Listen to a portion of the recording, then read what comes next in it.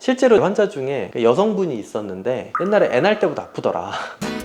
안녕하세요. 네, 안녕하세요. 맨스토크의 정재동, 홍우성 원장입니다. 오늘은 결석에 대한 이야기를 나눠볼 시간인데요. 결석 전문가이신 정재동 원장님을 모시고 진료실에서 일어나는 결석과 관련된 궁금증을 풀어보도록 하겠습니다. 보통 결석인 경우에는 너무나도 아픈 상태에서 병원으로 왔기 때문에 뭔가 처치가 다 이루어진 다음에 통증이 가라앉고 나서 대화가 이루어지는 경우가 많아요. 맞아요. 저희 비뇨기과 의사들이 보기에는 결석 환자면은 문에서부터 알게 되죠.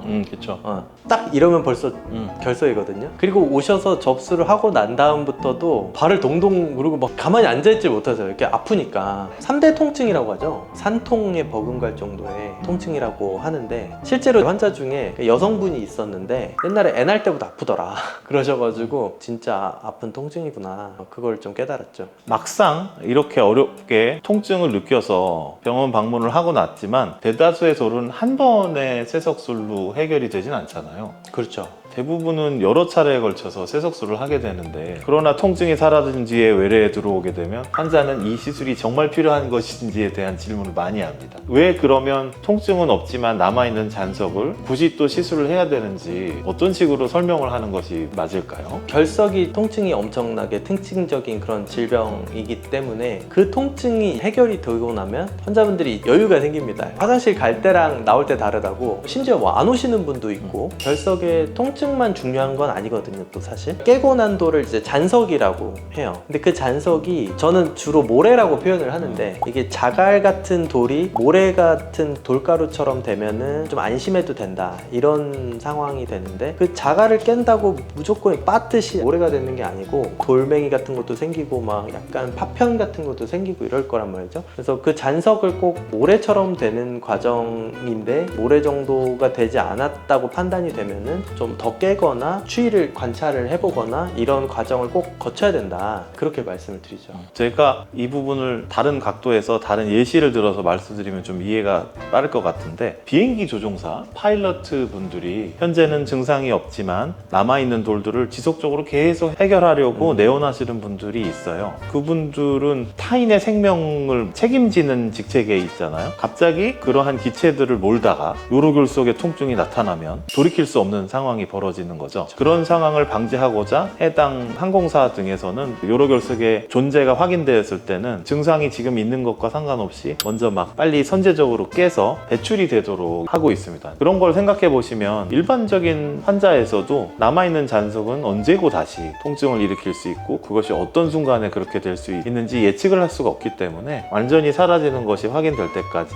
정리하는 것을 치료의 원칙으로 두는 게 맞다고 생각됩니다. 조종사분들 뿐만 아니라 해외 출장이나 장거리 외국을 가시는 분들, 이런 분들은 외국에서 우리나라처럼 이렇게 빨리빨리 시술을 하기가 어려운 나라들이 많기 때문에 그런 일이 안 일어나면 좋은데, 일어나면 굉장히 난감한 상황이 벌어지고 진짜 또 응급실 가고, 그러니까 오히려 더 크게 일을 만들 수가 있다는 거죠. 그래서 잘 해결을 하고 가시기를 좀 권고하고 있습니다. 그러면 처음부터 잔석이 안 남게 깨면 되는 거 아니에요? 그렇죠. 그런 의문이 들잖아요. 일부러 남겨놓는 건가요?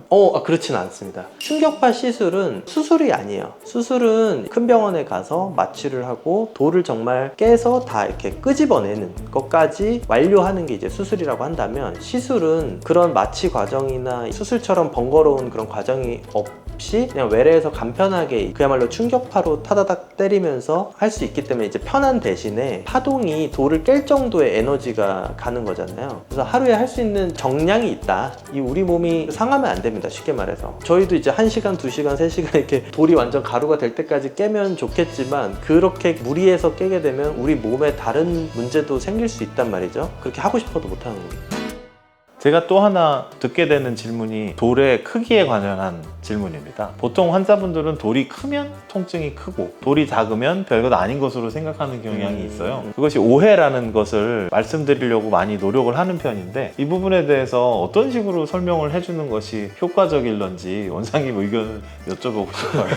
약간 나눠서 저는 설명을 하는 편이거든요. 크기가 클수록 조금 더 아픈 거는 사실인 것 같아요. 근데 그것만이 아니라는 거죠. 위치 위치라든가 모양이라든가 그리고 똑같은 돌이라도 막히는 정도라든가 이런 여러 가지 요소가 사실은 고려가 되거든요. 그 심지어 제가 예전에 본 것도 한 2mm 정말 잘 보이지도 않는 그런 돌이었어요. 근데 엄청나게 아픈 거예요. 정말 그 박혀버리면은 굉장히 아픕니다. 그걸로만 판단하는 거는 굉장히 위험하다.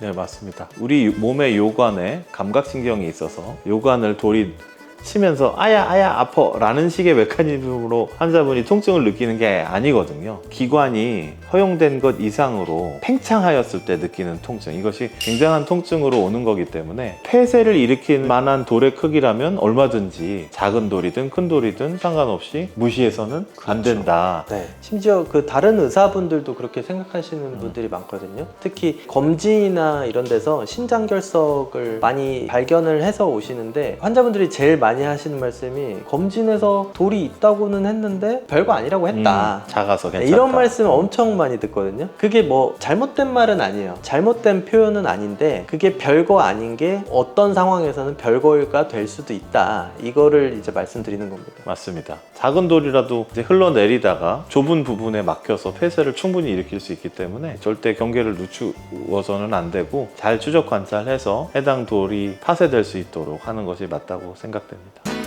그건 도대체 왜 생기는 거예요? 그렇죠. 이제 마지막으로 그 질문이 나오더라고요. 가장 기본적인 원리는 결석이 저는 마치 염전 있잖아요. 염전에서 소금이 이렇게 햇빛을 받으면서 조금씩 결정이 생기면서 생기듯이 우리 몸이 탈수되는 어떤 환경, 대표적으로 예를 들어 물을 안 마신다든지 혹은 물을 많이 마셨는데 배출을 많이 한다든지 요즘 같은 여름에 더워서 땀이 많이 나서 수분 배출이 많아진다든지 그럴 때 결국 소금 결정이 생기듯이 돌이 결정이 생기면서 이게 점차 커지면서 결국 우리가 아는 돌이 되는 거거든요. 반대로 그걸 예방하려면 한마디로 물을 많이 마시는 거, 일단은 이게 제일 가장 1순위인 것 같고요. 또 뭐가 있을까요? 저는 피해야 되는 상황이 있음을 설명을 드리는 편입니다. 적정한 정도의 수분을 매일 섭취하면서 요량을 유지해야 되는데 반해 사우나나 더운 목욕을 정기적으로 하게 되면 그것을 더 빼게 되는 상황이 되죠. 그로 인해서 크게 발생되지 않아도 될 만한 통증을 오히려 유발시키는 상황이 되는 경우가 많습니다. 그래서 사우나는 웬만하면 사용하지 말아달라라고 안내를 하는 편입니다. 종합해서 말씀드리면 보통 우리가 회식할 때 삼겹살 집에서 고기 먹고 그 다음 찌개 먹죠. 그리고 소주 먹고 그런 것들을 하면 안 된다고 말씀을 드립니다. 가장 위험한 것 중에 그런 게 다 포함되어 있거든요. 짜게 먹고 술 먹고 고단백 식사를 하고 이런 것들이 결석에 아주 총체적으로 다 안 좋다고 보시면 됩니다. 회식 자리에서 그런 거 좋아하신다면 조금 줄여라. 오늘은 결석에 대해서 얘기를 해봤고 다음에 기회가 되면 좀 더 궁금한 부분 더 얘기할 수 있으면 좋겠네요. 오늘 여기까지입니다. 감사합니다. 감사합니다. 원장님은 한마디도 안 하시나요? 근데 뭐 나는 많이 했었잖아. 근데